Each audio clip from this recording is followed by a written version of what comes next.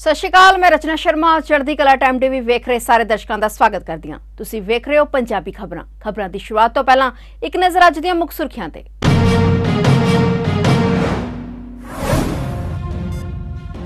America 'ਚ ਸਿੱਖ police ਕਰਮੀ ਨੂੰ ਦਾੜੀ ਨਾ ਵਧਾਉਣ ਦੇਣ ਦਾ ਮਾਮਲਾ, ਜਥੇਦਾਰ ਗਿਆਨੀ ਰਘਬੀਰ ਸਿੰਘ ਨੇ ਲਿਆ ਸਖਤ ਨੋਟਿਸ।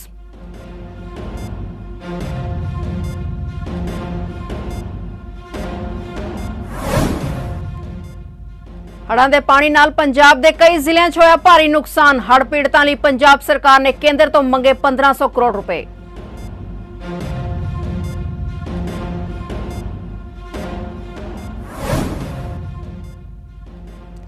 कैनेडा च पंजाबी गैंगस्टर दा कतल, गैंगस्टर रविंदर समरा दा गोलियां मार के किता कतल। टॉप 11 खतरनाक गैंगस्टरां च शामिल सी रविंदर समरा।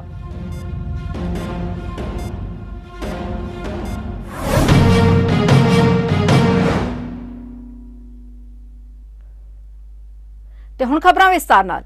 ਹੜ੍ਹਾਂ ਦੇ ਪਾਣੀ ਦੇ ਨਾਲ ਪੰਜਾਬ ਦੇ ਕਈ ਜ਼ਿਲ੍ਹਿਆਂ ਦੇ ਵਿੱਚ ਭਾਰੀ ਨੁਕਸਾਨ ਹੋਇਆ ਹੈ। ਮਿਲੀ ਜਾਣਕਾਰੀ ਮੁਤਾਬਿਕ ਹੜ੍ਹਾਂ ਕਾਰਨ ਪੰਜਾਬ ਦੇ 19 ਜ਼ਿਲ੍ਹਿਆਂ ਵਿੱਚ 1475 ਪਿੰਡਾਂ ਵਿੱਚ ਪ੍ਰਭਾਵਿਤ ਹੋਏ ਨੇ, ਜਿੱਥੇ ਵੱਡੀ ਗਿਣਤੀ ਵਿੱਚ ਲੋਕਾਂ ਦਾ ਆਰਥਿਕ ਤੌਰ ਤੇ ਨੁਕਸਾਨ ਹੋਇਆ ਹੈ। ਇਹ ਜਾਣਕਾਰੀ ਦਿੰਦਿਆਂ ਮੁੱਖ ਮੰਤਰੀ ਦਫ਼ਤਰ ਦੇ ਬੁਲਾਰੇ ਨੇ ਦੱਸਿਆ ਕਿ ਕੈਬਨਿਟ ਦਾ ਮੰਨਣਾ ਸੀ ਕਿ ਸੂਬੇ ਦੇ 19 ਜ਼ਿਲ੍ਹਿਆਂ ਦੇ 1495 ਪਿੰਡ ਸਭ ਤੋਂ ਵੱਧ ਪ੍ਰਭਾਵਿਤ ਸਨ। ਰਿਪੋਰਟਾਂ ਮੁਤਾਬਿਕ ਹੜ੍ਹਾਂ ਕਾਰਨ 44 ਵਿਅਕਤੀਆਂ ਦੀ ਜਾਨ ਗਈ, 22 ਜ਼ਖਮੀ ਹੋਏ ਤੇ 391 ਘਰ ਪੂਰੀ ਤਰ੍ਹਾਂ ਨੁਕਸਾਨੇ ਗਏ, ਜਦਕਿ 878 ਦਾ ਅੰਸ਼ਕ ਨੁਕਸਾਨ ਹੋਇਆ ਹੈ। 1277 ਵਿਅਕਤੀ ਹਲੇ ਵੀ 159 ਰਾਹਤ ਕੈਂਪਾਂ ਵਿੱਚ ਰਹਿ ਰਹੇ ਨੇ। ਸਰਕਾਰ ਨੇ ਹੜ੍ਹਾਂ ਕਾਰਨ ਹੋਏ ਨੁਕਸਾਨ ਦਾ ਅੰਦਾਜ਼ਾ ਲਾਉਣ ਲਈ 15 ਅਗਸਤ ਤੱਕ ਵਿਸ਼ੇਸ਼ ਗਿਰਦਾਵਰੀ ਕਰਾਉਣ ਦੀ ਮਨਜ਼ੂਰੀ ਦੇ ਦਿੱਤੀ ਹੈ, ਜਿਸ ਕਰਕੇ ਪੰਜਾਬ ਸਰਕਾਰ ਨੇ ਸੂਬੇ ਦੇ ਹੜ੍ਹ ਪੀੜਤਾਂ ਦੇ ਨੁਕਸਾਨ ਬਾਰੇ ਕੇਂਦਰ ਸਰਕਾਰ ਨੂੰ ਇੱਕ ਚਿੱਠੀ ਲਿਖ ਕੇ ਮੁਆਵਜ਼ੇ ਦੀ ਮੰਗ ਕੀਤੀ ਹੈ। ਪ੍ਰਾਪਤ ਜਾਣਕਾਰੀ ਅਨੁਸਾਰ ਸੂਬਾ ਸਰਕਾਰ ਨੇ ਹੜ੍ਹਾਂ ਕਾਰਨ ਪੰਜਾਬ 'ਚ 1500 ਕਰੋੜ ਰੁਪਏ ਦੇ ਕਰੀਬ ਨੁਕਸਾਨ ਹੋਣ ਦਾ ਖਦਸ਼ਾ ਜਤਾਇਆ ਹੈ। ਇਸ ਦੀ ਪੁਸ਼ਟੀ ਪੰਜਾਬ ਦੇ ਕੈਬਨਿਟ ਮੰਤਰੀ ਗੁਰਮੀਤ ਸਿੰਘ ਖੁੱਡੀਆ ਨੇ ਕੀਤੀ ਹੈ।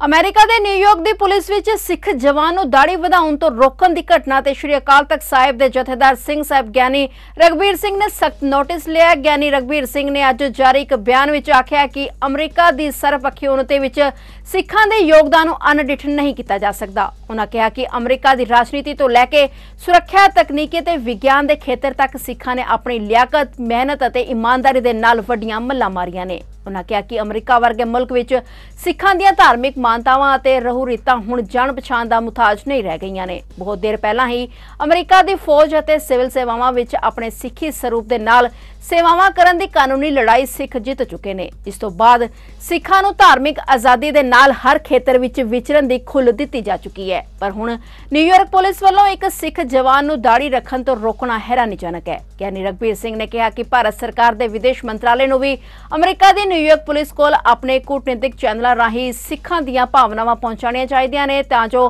ਨਿਊਯਾਰਕ ਪੁਲਿਸ ਆਪਣੇ ਫੈਸਲੇ ਵਿੱਚ ਦਰੁਸਤੀ ਕਰਕੇ ਸਿੱਖ ਜਵਾਨ ਨੂੰ ਸਿੱਖੀ ਸਰੂਪ ਵਿੱਚ ਰਹਿ ਕੇ ਸੇਵਾਵਾਂ ਨਿਭਾਉਣ ਦੀ ਖੁੱਲ੍ਹ ਦੇ ਸਕੇ।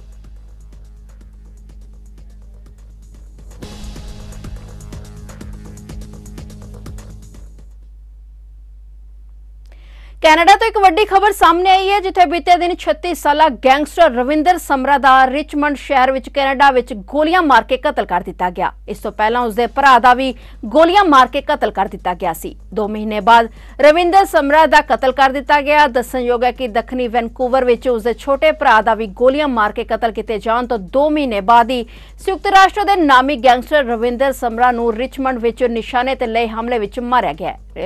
ਰਵਿੰਦਰ ਸਮਰਾ ਨੂੰ ਬਲਡੇਲ ਨੇੜੇ ਮਿਲਰ ਰੋਡ ਦੇ ਉੱਤੇ 8000 ਬਲਾਕ ਵਿੱਚ ਸ਼ੂਟਰਾਂ ਦੁਆਰਾ ਗੋਲੀਆਂ ਮਾਰ ਕੇ ਮਾਰਿਆ ਗਿਆ।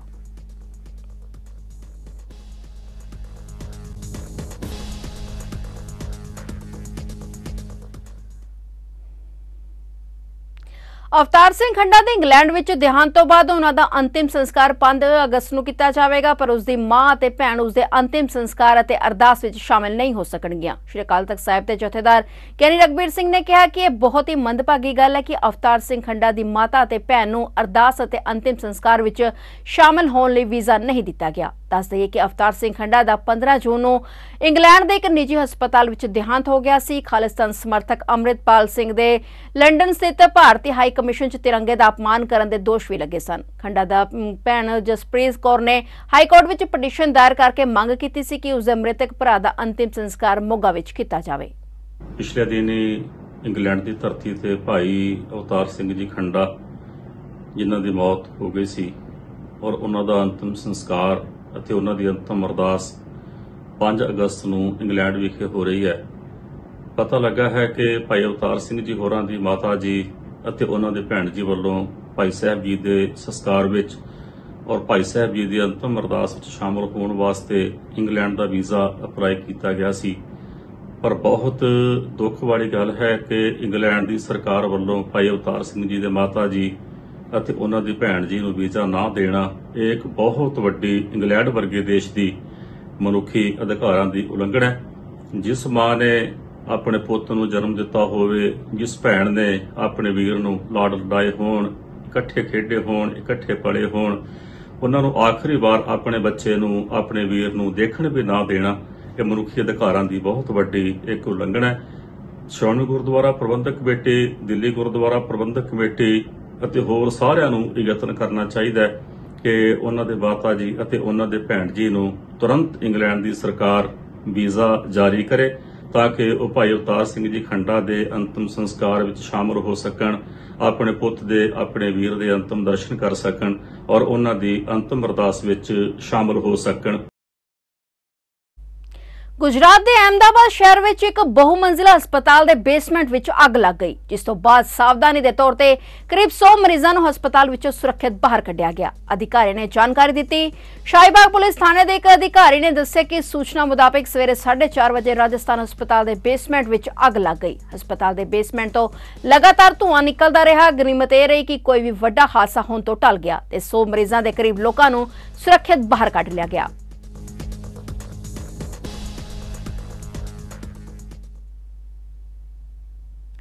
ਪਾਕਿਸਤਾਨ ਦੇ ਪੰਜਾਬ ਸੂਬੇ ਵਿੱਚ ਅੱਜ ਇੱਕ ਬੜਾ ਵੱਡਾ ਬੱਸ ਹਾਦਸਾ ਹੋ ਗਿਆ ਔਰ ਬੱਸ ਪਲਟਣ ਕਾਰਨ ਘੱਟੋ-ਘੱਟ 5 ਲੋਕਾਂ ਦੀ ਮੌਤ ਹੋ ਗਈ ਅਤੇ 20 ਹੋਰ ਜ਼ਖਮੀ ਹੋ ਗਏ। ਜਾਣਕਾਰੀ ਮੁਤਾਬਿਕ ਇਹ ਬੱਸ ਹਾਦਸਾ ਬੱਸ ਦੇ ਡਰਾਈਵਰ ਨੂੰ ਨੀਂਦ ਦੀ ਝਪਕੀ ਆਉਣ ਕਾਰਨ ਵਾਪਰਿਆ ਤੇ ਗੱਡੀ ਪਲਟ ਗਈ। ਇੰਚਾਰਜ ਅਸਲਮ ਨੇ ਦੱਸਿਆ ਕਿ ਸੂਫੀ ਸੰਤ ਦੇ ਸ਼ਰਧਾਲੂਆਂ ਨੂੰ ਲੈ ਕੇ ਬੱਸ ਸੱਖੀ ਸਰਵਰ ਤੋਂ ਜੈਕਬਾਬਾਦ ਵਾਪਸ ਜਾ ਰਹੀ ਸੀ ਕਿ ਇਹ ਹਾਦਸਾ ਵਾਪਰ ਗਿਆ। ਜ਼ਖਮੀਆਂ ਨੂੰ ਸਥਾਨਕ ਹਸਪਤਾਲ ਵਿੱਚ ਦਾਖਲ ਕਰਵਾਇਆ ਗਿਆ, ਜਿੱਥੇ ਗੰਭੀਰ ਜ਼ਖਮੀਆਂ ਨੂੰ ਰਾਜਨਪੁਰ ਜ਼ਿਲ੍ਹਾ ਹਸਪਤਾਲ ਵਿੱਚ ਭੇਜ ਦਿੱਤਾ ਗਿਆ।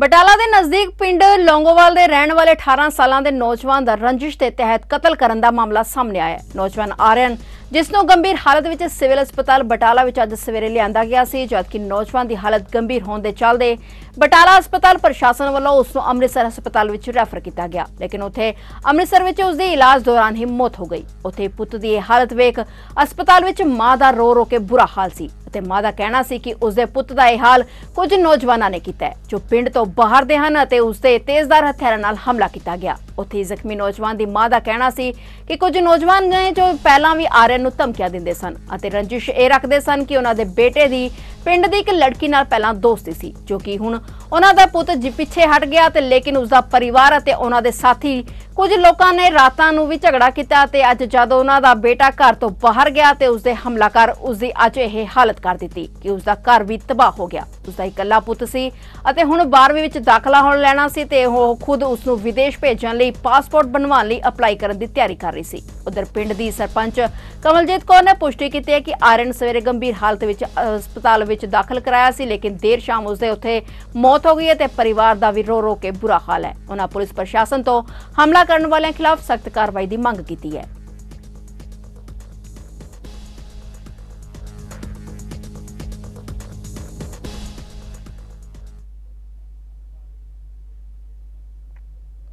ਸਾਵਨ ਦਾ ਮਹੀਨਾ ਚੜ੍ਹਦਿਆਂ ਹੀ ਥਾਂ-ਥਾਂ ਤੇ ਕੁੜੀਆਂ ਵੱਲੋਂ ਤੀਆਂ ਦਾ ਤਿਉਹਾਰ ਮਨਾਇਆ ਜਾਂਦਾ ਹੈ। ਕੁੜੀਆਂ ਸਾਵਨ ਦਾ ਮਹੀਨਾ ਕੱਟਣ ਆਪਣੇ ਪੇਕੇ ਪਰਿਵਾਰ ਆਉਂਦੀਆਂ ਨੇ। ਇਸੇ ਖੁਸ਼ੀ ਨੂੰ ਸਾਂਝਾ ਕਰਨ ਲਈ ਅੱਜ ਸਰਕਾਰੀ ਹਾਈ ਸਕੂਲ ਕਾਲਵਾ ਵਿਖੇ ਸਕੂਲ ਸਟਾਫ ਅਤੇ ਬੱਚਿਆਂ ਵੱਲੋਂ ਤੀਆਂ ਦਾ ਤਿਉਹਾਰ ਬੜੀ ਧੂਮਧਾਮ ਨਾਲ ਮਨਾਇਆ ਗਿਆ। ਇਸ ਮੌਕੇ ਬੱਚਿਆਂ ਅਤੇ ਸਕੂਲ ਸਟਾਫ ਨੇ ਇੱਕ ਦੂਜੇ ਨੂੰ ਮਹਿੰਦੀ ਲਗਾਈ ਅਤੇ ਚੂੜੀਆਂ ਵੰਡੀਆਂ। ਸਕੂਲ ਵਿੱਚ ਪਿੰਗ ਵੀ ਲਗਾਈ ਗਈ।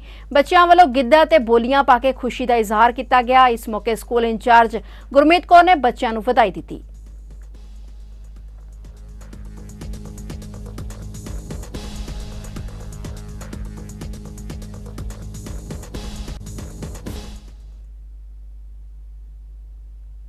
मौसम विभाग ने शनिवार तो 4 दिनों ਲਈ पंजाब ਵਿੱਚ येलो अलर्ट जारी किया है। विभाग मुताबिक सूबे के ज्यादातर हिस्सों में हनेरी नाल मीह पवेगा, जबकि एतवार, सोमवार और मंगलवार को कुछ थावां ते बारिश होगी, जिस कारण तापमान में 2 तो 3 डिग्री की गिरावट दर्ज की जा सकती है। इस समय पहाड़ों तो लैके मैदानी इलाकों तक हर कोई मीह के झक्खड़ का सामना कर रहा है। पहाड़ों में जिथे भारी मीह कारण सारिया नदियां उफान ते ने ते लोकां नूं भारी नुकसान झलना पै रहा है। मैदानी इलाकों में भी हड़ वर्गे हालात ने। पंजाब के फिरोजपुर, फरीदकोट, मुक्तसर, बठिंडा आदि जिलों नूं छड्ड के बाकी जिलों में बारिश होगी, जबकि पश्चिमी मालवा में 30 तो 31 नूं तेज बारिश के आसार ने।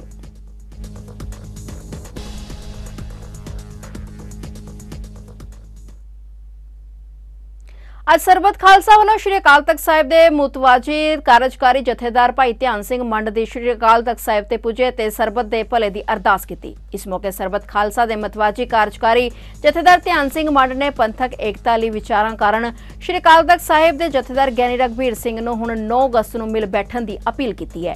ਅੱਜ ਸ਼੍ਰੀ ਦਰਬਾਰ ਮੁਤਵਾਜ਼ੀ ਕਾਰਜਕਾਰੀ ਜਥੇਦਾਰ ਭਾਈ ਧਿਆਨ ਸਿੰਘ ਮੰਡ ਨੇ ਪੰਥਕ ਏਕਤਾ ਲਈ ਵਿਚਾਰਾਂ ਕਰਨਾ ਸਾਹਿਬ ਤੇ ਸ਼੍ਰੀ ਅਕਾਲ ਤਖਤ ਸਾਹਿਬ ਵਿਖੇ ਨਤਮਸਤਕ ਹੋਣ ਉਪਰੰਤ ਅਕਾਲ ਤਖਤ ਦੇ ਬਾਹਰ ਪੱਤਰਕਾਰਾਂ ਨਾਲ ਗੱਲਬਾਤ ਕਰਦਿਆਂ ਜਥੇਦਾਰ ਭਾਈ ਨੇ ਕਿਹਾ ਕਿ ਉਹਨਾਂ ਨੇ ਪੰਥਕ ਏਕਤਾ ਸੰਬੰਧੀ ਜਥੇਦਾਰ ਗਿਆਨੀ ਰਘਬੀਰ ਸਿੰਘ ਨੂੰ ਅੱਜ ਸ਼੍ਰੀ ਅਕਾਲ ਤਖਤ ਸਾਹਿਬ ਵਿਖੇ ਮਿਲ ਬੈਠਣ ਦਾ ਸਮਾਂ ਮੰਗਿਆ ਸੀ, ਪਰ ਕਿਸੇ ਕਾਰਨ ਸ਼ਾਇਦ ਉਹ ਅੱਜ ਨਹੀਂ ਪਹੁੰਚ ਸਕੇ। ਉਹਨਾਂ ਕਿਹਾ ਕਿ ਉਹਨਾਂ ਨੇ ਹੁਣ ਸੰਗਤਾਂ ਦੀਆਂ ਭਾਵਨਾਵਾਂ ਨੂੰ ਧਿਆਨ ਰੱਖਦਿਆਂ ਗਿਆਨੀ ਰਘਬੀਰ ਸਿੰਘ ਨੂੰ 9 ਅਗਸਤ ਨੂੰ ਸ਼੍ਰੀ ਅਕਾਲ ਤਖਤ ਸਾਹਿਬ ਵਿਖੇ ਇਕੱਤਰਤਾ ਲਈ ਮੁੜ ਸਮਾਂ ਦੇਣ ਦੀ ਅਪੀਲ ਕੀਤੀ ਹੈ।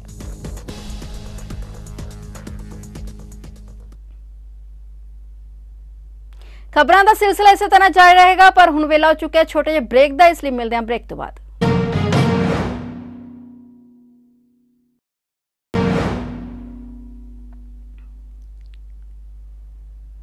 ब्रेक तो बाद तुहाडा स्वागत है।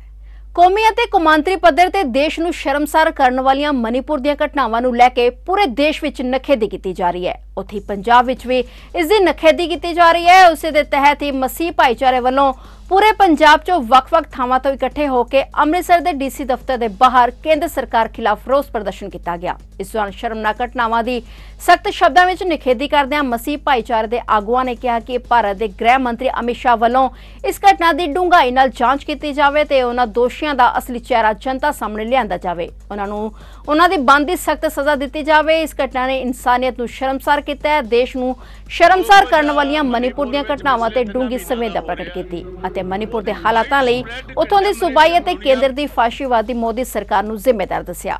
ਦੂਜੇ ਪਾਸੇ ਮਸੀਹ ਭਾਈਚਾਰੇ ਦਾ ਸਾਥ ਦੇਣ ਪਹੁੰਚੇ ਕਾਂਗਰਸੀ ਸਾਂਸਦ ਪ੍ਰਤਾਪ ਸਿੰਘ ਬਾਜਵਾ ਨੇ ਭਾਜਪਾ ਸਰਕਾਰ ਤੇ ਦੋਸ਼ ਲਗਾਉਂਦਿਆਂ ਕਿਹਾ ਕਿ ਪ੍ਰਧਾਨ ਮੰਤਰੀ ਮੋਦੀ ਨੂੰ ਚਾਹੀਦਾ ਹੈ ਕਿ ਹਿੰਦੁਸਤਾਨ ਦੀ ਸੁਰੱਖਿਆ ਯਕੀਨੀ ਬਣਾਈ ਜਾਵੇ। ਉਹਨਾਂ ਕਿਹਾ ਕਿ ਕਾਂਗਰਸ ਵੱਲੋਂ ਇੱਕ ਵਫਦ ਵੀ ਮਨੀਪੁਰ ਭੇਜਿਆ ਗਿਆ ਜੋ ਕਿ ਕੱਲ ਆ ਕੇ ਆਪਣੀ ਰਿਪੋਰਟ ਕਾਂਗਰਸ ਹਾਈ ਕਮਾਂਡ ਨੂੰ ਦੇਵੇਗਾ।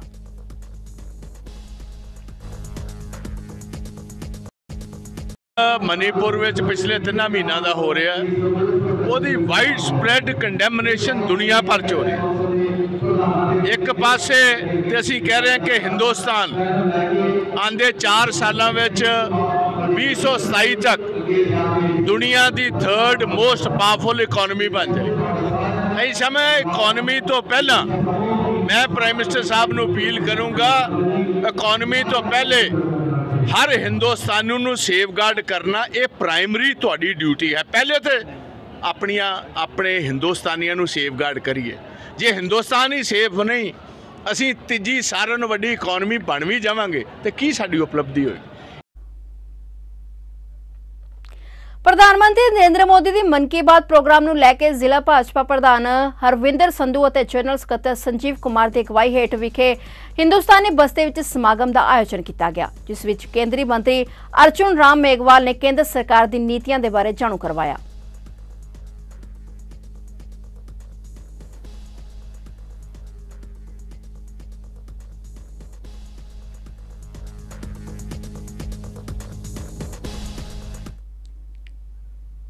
थाईलैंड के दक्षिणी नाराथीवाद सूबे विच एक पटाका फैक्ट्री विच होए धमाके विच घट्टो-घट्ट 10 लोगों की मौत हो गई और 118 तो वध जख्मी हो गए। इसके अलावा 200 तो वध रिहायशी इमारतां ते स्थानक बाजार भी प्रभावित हुए ने। मलेशिया की सरहद नाल लगदे थाई शहर सुनराई लोकलोक विच एक निर्माणाधीन पटाका फैक्ट्री के एक गोदाम विच धमाका होया। शुरुआती पुलिस जांच तो पता चलदा है कि धमाका धातु के ढांचिਆਂ की वैल्डिंग दौरान निकली एक चिंगियाड़ी कारण होया सी, जो कि एक पटाके के डब्बे विच डिग गई सी। धमाके ਕਰਨ ਲੱਗੀ ਅੱਗ ਨੂੰ ਕਾਫੀ ਮੁਸ਼ੱਕਤ ਤੋਂ ਬਾਅਦ ਕਾਬੂ ਕਰ ਲਿਆ ਗਿਆ। ਪੁਲਿਸ ਅਤੇ ਸੂਬਾਈ ਪ੍ਰਸ਼ਾਸਨ ਨੇ ਘਟਨਾ ਦੀ ਜਾਂਚ ਸ਼ੁਰੂ ਕਰ ਦਿੱਤੀ ਹੈ।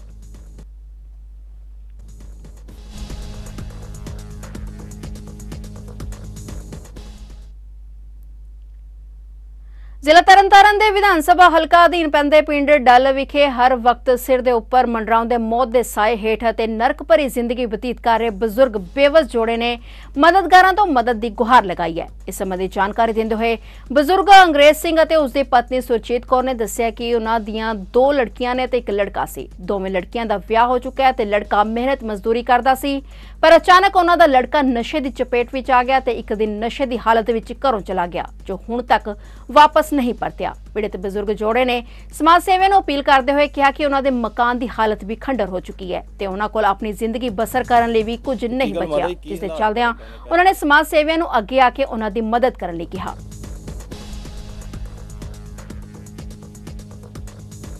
ਤੇ ਕੀ ਗੱਲ ਮਾਤਾ ਜੀ, ਕੀ ਹਾਲਾਤ ਬਣੇ ਪਏ ਨੇ ਘਰ ਦੇ? ਜ਼ਮੀਨਾਂ ਦਾ ਕੋਠਾ ਡਿੱਗ ਪਿਆ, ਬਹਿਣ ਨੂੰ ਨਹੀਂ ਥਾਂ ਹੈਗਾ, ਖਲੋਣ ਪਾਣੀ ਵੀ ਨਹੀਂ ਹੈਗਾ ਸਾਡਾ। ਕੀ ਗੱਲ ਤੁਹਾਡੇ ਬੱਚੇ ਕਿੱਥੇ ਨੇ? ਬੱਚੇ ਗੁੱਡੀਆਂ ਵਿਆਹੀਆਂ, ਕਾਕਾ ਘਰੋਂ ਨਿਕਲਿਆ। ਕਿਉਂ ਉਹ ਕਦ ਨਿਕਲੇ ਘਰ? ਨਸ਼ੇ ਪਤੇ ਲਾਇਆ ਨੂੰ ਕਿੰਨਾ ਚਿਰ ਹੋ ਗਿਆ? 6 ਮਹੀਨੇ ਹੋ ਗਏ ਤਾਂ ਨਿਕਲੇ ਘਰੋਂ। ਤੇ ਆ ਜਿਹੜਾ ਕੱਚਾ ਕੋਠਾ ਇਹ ਤੁਸੀਂ ਇਸੇ 'ਚ ਹੀ ਗੁਜ਼ਾਰਾ ਕਰਨ ਦੇ? ਇੱਥੇ ਜੀ ਗੁਜ਼ਾਰਾ ਕਰਨਾ ਹੈ। ਦੋਵੇਂ ਜੀ? ਹਾਂਜੀ ਦੋਵੇਂ ਜੀ। ਤੇ ਰੋਟੀ ਪਾਣੀ ਦਾ ਕਿਸ ਤਰ੍ਹਾਂ ਸਰਦਾ? ਇੱਥੇ ਕਰਦੇ ਹਾਂ ਭਾਈ। ਤੇ ਰੋਟੀ ਪਾਣੀ ਦਾ ਕਿਸ ਤਰ੍ਹਾਂ ਸਰਦਾ? ਕਿੱਥੋਂ ਲਿਆਉਂਦੇ ਕਮਾਉਣ? ਕਿੱਥੋਂ ਲਿਆਉਣਾ, ਦਿਹਾੜੀ ਦਾ ਕਰਦਾ ਤਾਂ ਖਾਣੀ। ਤੇ ਕੀ ਗੱਲ ਆ, ਪਾਣੀ ਪੂਣੀ ਦਾ ਕੁਝ ਵੀ ਨਹੀਂ ਹੈ? ਲੈਟਰਿੰਗ ਬਾਥਰੂਮ ਪਾਣੀ ਨਾ ਕੱਖ ਨਹੀਂ, ਨਾ ਨਲਕਾ, ਨਾ ਬਾਥਰੂਮ, ਨਾ ਮੋਟਰ। ਤੇ ਕੋਈ ਕਿਸੇ ਨੂੰ ਆਖਿਆ ਨਹੀਂ, ਸਰਪੰਚ ਜਾਂ ਕਿਸੇ ਸਰਕਾਰੀ ਮੁਲਾਜ਼ਮ ਨੂੰ ਕਿ ਸਾਡੇ ਪਾ ਕੇ ਦੇ? ਕੋਈ ਨਹੀਂ ਭਾਜੀ ਸੁਣਦਾ। ਫਿਰੋਜ਼ਪੁਰ 'ਚ ਪਿਛਲੇ ਕਈ ਦਿਨਾਂ ਤੋਂ ਲਗਾਤਾਰ ਹੋ ਰਹੀ ਤੇਜ਼ ਬਾਰਿਸ਼ ਕਾਰਨ ਲੋਕਾਂ ਨੂੰ ਭਾਰੀ ਦਿੱਕਤਾਂ ਦਾ ਸਾਹਮਣਾ ਕਰਨਾ ਪੈ ਰਿਹਾ ਹੈ ਅਤੇ ਭਾਰੀ ਬਰਸਾਤ ਕਾਰਨ ਕਈ ਗਰੀਬ ਪਰਿਵਾਰਾਂ ਦੇ ਮਕਾਨ ਢਹਿ ਗਏ, ਜਿਸ ਕਾਰਨ ਉਹ ਆਪਣੇ ਘਰਾਂ ਤੋਂ ਬੇਘਰ ਹੋ ਗਏ ਅਤੇ ਭਾਰੀ ਬਰਸਾਤ ਕਾਰਨ ਅੱਜ ਪਿੰਡ ਬੜਕੇ ਵਿੱਚ ਇੱਕ ਗਰੀਬ ਪਰਿਵਾਰ ਦੇ ਘਰ ਦੀ ਛੱਤ ਡਿੱਗ ਗਈ। ਉਸ ਸਮੇਂ ਪਰਿਵਾਰ ਦੇ ਮੈਂਬਰ ਘਰ ਦੇ ਅੰਦਰ ਬੈਠੇ ਸਨ, ਜਿਸ ਕਾਰਨ ਇੱਕ ਔਰਤ ਬੁਰੀ ਤਰ੍ਹਾਂ ਜ਼ਖਮੀ ਹੋ ਗਈ, ਜਦਕਿ ਉਸ ਛੱਤ ਥੱਲੇ ਬੈਠੀ ਇੱਕ ਗਰਭਵਤੀ ਔਰਤ ਬਾਲ-ਬਾਲ ਬਚ ਗਈ। ਜਦ ਇਸ ਘਟਨਾ ਦਾ ਨੇੜਲੇ ਪਿੰਡ ਦੇ ਲੋਕਾਂ ਨੂੰ ਪਤਾ ਲੱਗਿਆ ਤਾਂ ਉਹ ਭੱਜ ਕੇ ਇਹਨਾਂ ਪਰਿਵਾਰਕ ਮੈਂਬਰਾਂ ਨੂੰ ਘਰੋਂ ਬਾਹਰ ਕੱਢ ਕੇ ਸਿਹਤਯਾਬ ਹੋ ਗਏ। ਵਿਭਾਗ ਦੀ ਐਂਬੂਲੈਂਸ ਟੀਮ ਨੇ ਪਹੁੰਚ ਕੇ ਜ਼ਖਮੀਆਂ ਨੂੰ ਇਲਾਜ ਲਈ ਸਿਵਲ ਹਸਪਤਾਲ ਫਿਰੋਜ਼ਪੁਰ ਵਿਖੇ ਦਾਖਲ ਕਰਵਾਇਆ। ਇਸੇ ਮਕਾਨ ਦੇ ਡਿੱਗਣ ਨਾਲ ਜ਼ਖਮੀ ਹੋਈ ਔਰਤ ਨੇ ਸਾਰੀ ਘਟਨਾ ਦੀ ਜਾਣਕਾਰੀ ਦਿੱਤੀ।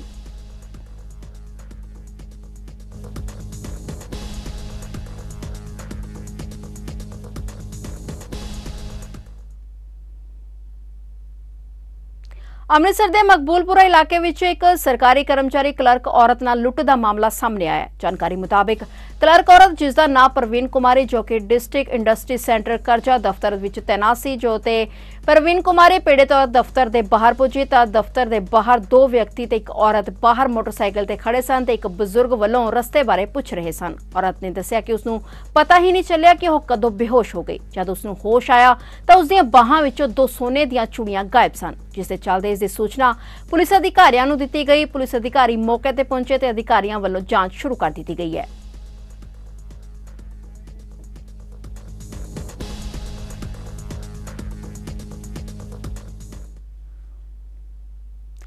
ਕੈਨੇਡਾ ਵਿੱਚ 1000 ਤੋਂ ਜ਼ਿਆਦਾ ਥਾਵਾਂ ਤੇ ਜੰਗਲ ਦੀ ਅੱਗ ਅਜੇ ਵੀ 1 ਲੱਖ ਵਰਗ ਕਿਲੋਮੀਟਰ ਤੋਂ ਜ਼ਿਆਦਾ ਜ਼ਮੀਨ ਨੂੰ ਸਾੜ ਰਹੀ ਹੈ, ਜਿਸ ਤੇ 600 ਸਥਾਨਾਂ ਤੇ ਉੱਤੇ ਅੱਗ ਕੰਟਰੋਲ ਤੋਂ ਬਾਹਰ ਹੈ ਤੇ ਤੇਜ਼ੀ ਨਾਲ ਵਧ ਰਹੀ ਹੈ। ਅੱਗ ਦੀ ਲਪੇਟ ਵਿੱਚ ਆਇਆ ਖੇਤਰ ਆਈਸਲੈਂਡ ਜਾਂ ਦੱਖਣੀ ਕੋਰੀਆ ਦੇ ਆਕਾਰ ਦੇ ਬਰਾਬਰ ਹੈ। ਸਥਾਨਕ ਮੀਡੀਆ ਮੁਤਾਬਕ ਪਿਛਲੇ 4 ਦਹਾਕਿਆਂ ਦੇ ਮੁਕਾਬਲੇ ਇਸ ਸਾਲ ਜ਼ਿਆਦਾ ਕੈਨੇਡਾਈ ਲੋਕ ਪ੍ਰਭਾਵਿਤ ਹੋਏ ਨੇ। ਅੱਗ ਦੇ ਧੂਏ ਕਾਰਨ 1,55,000 ਤੋਂ ਜ਼ਿਆਦਾ ਲੋਕਾਂ ਨੂੰ ਘਰ ਛੱਡਣ ਲਈ ਮਜਬੂਰ ਹੋਣਾ ਪਿਆ। ਕੈਨੇਡਾ ਵਿੱਚ ਹੁਣ 5,500 ਘਰੇਲੂ ਤੇ ਲਗਭਗ 330 ਕੌਮਾਂਤਰੀ ਫਾਇਰ ਬ੍ਰਿਗੇਡ ਮੈਂਬਰ ਅੱਗ ਬੁਝਾਉਣ ਲਈ ਮਿਲ ਕੇ ਕੰਮ ਕਰ ਰਹੇ ਨੇ। ਅੱਗ ਜਿਸ ਪੱਧਰ ਤੇ ਫੈਲੀ ਹੈ, ਉਸ ਦੇ ਮੁਕਾਬਲੇ ਫਾਇਰ ਕਰਮੀਆਂ ਦੀ ਗਿਣਤੀ ਬਹੁਤ ਘੱਟ ਹੈ। ਸਾਲ ਦੀ ਸ਼ੁਰੂਆਤ ਤੋਂ ਹੁਣ ਤੱਕ 50,000 ਹੈਕਟੇਅਰ ਤੋਂ ਜ਼ਿਆਦਾ ਜ਼ਮੀਨ ਅੱਗ ਦੀ ਲਪੇਟ ਵਿੱਚ ਆ ਚੁੱਕੀ ਹੈ।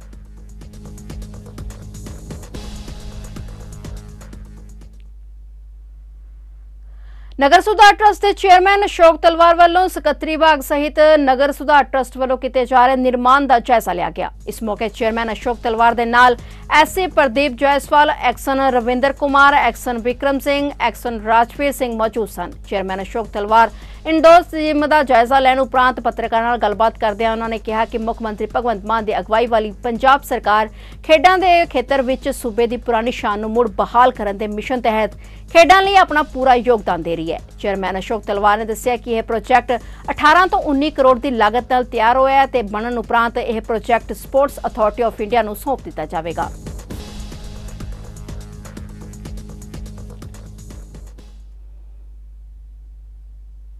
ਅੰਮ੍ਰਿਤਸਰ ਪੁਲਿਸ ਨੂੰ ਉਸ ਵੇਲੇ ਭਾਜਣਾ ਪੈ ਗਈਆਂ ਜਦੋਂ ਅਦਾਲਤ ਵਿੱਚ ਪੇਸ਼ ਕਰਨ ਲਈ ਲਿਆਂਦੇ ਗਏ ਦੋਸ਼ੀ ਨੇ ਗੱਡੀ ਵਿੱਚੋਂ ਛਲਾਂਗ ਲਗਾ ਦਿੱਤੀ ਅਤੇ ਮੌਕੇ ਤੋਂ ਭੱਜ ਗਿਆ। ਅਜਨਾਲਾ ਪੁਲਿਸ ਨੂੰ ਇੱਕਦਮ ਹੱਥਾਂ ਪੈਰਾਂ ਦੀ ਪੈ ਗਈ। ਦਰਅਸਲ ਇਰਾਦਾ ਕਤਲ ਅਤੇ ਚੋਰੀ ਦੇ ਮਾਮਲੇ ਵਿੱਚ ਦੋਸ਼ੀ ਨੂੰ ਪੇਸ਼ੀ ਲਈ ਲਿਆਂਦਾ ਗਿਆ ਸੀ। ਪੇਸ਼ੀ ਲਈ ਪੁਲਿਸ ਕਰੀਬ 10 ਤੋਂ 15 ਮਿੰਟ ਤੱਕ ਖੇਤਾਂ ਵਿੱਚ ਆਰੋਪੀ ਨੂੰ ਫੜਨ ਲਈ ਜਦੋਜਹਿਦ ਕਰਦੀ ਰਹੀ। ਕੜੀ ਭੱਜ ਦੌੜ ਤੋਂ ਬਾਅਦ ਪੁਲਿਸ ਨੇ ਆਰੋਪੀ ਨੂੰ ਆਖਿਰਕਾਰ ਕਾਬੂ ਕਰ ਲਿਆ।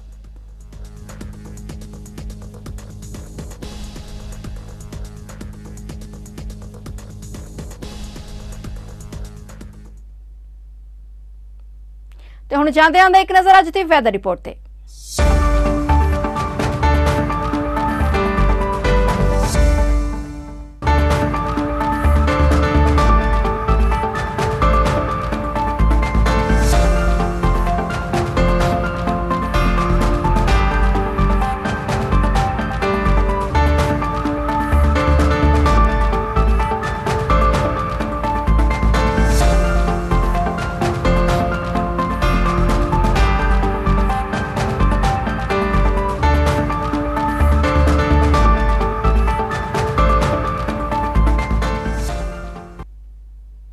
फिलहाल पंजाबी खबरों में इतना ही। नवीं ते ताज़ा खबर लैके फिर तो हाजिर होवांगे। तद तक ਲਈ ਵੇਖਦੇ ਰਹੋ ਚੜ੍ਹਦੀ ਕਲਾ टाइम टीवी ते हुण मैनूं दे इजाजत। धन्यवाद।